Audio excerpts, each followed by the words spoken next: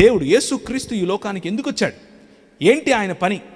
ఇంకో మతం కట్టడానికి వచ్చాడు అనుకుంటున్నారా? కాదు కాదు. ఆయన రావడానికి గల కారణం కీర్తనల గ్రంథం మధ్యలో ఉంటుంది, బైబిల్ మధ్యలో ఉంటుంది.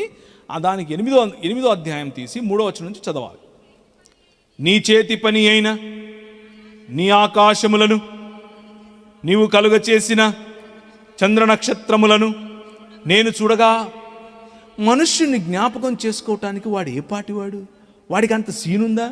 వాడు మహా అయితే ఒక 70 ఏళ్ళకి 80 ఏళ్ళకి చచ్చిపోతాడు. వాడి గురించి నువ్వు ఎందుకు ఆలోచించుకుంటున్నావు? చదవమ్మా. తర్వాత, నీవు నరపుత్రుణ్ణి దర్శించుటకు వాడే పాటివాడు? దేవుని కంటెను వాణ్ణి కొంచెం తక్కువగా చేసి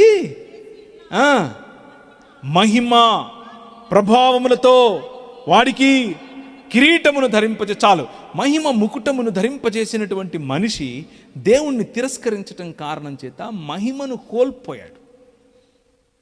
ఏ భేదము లేదు. ప్రతి ఒక్కరూ మనుష్యులు దేవుడు అనుగ్రహించు మహిమను కోల్పోయారు.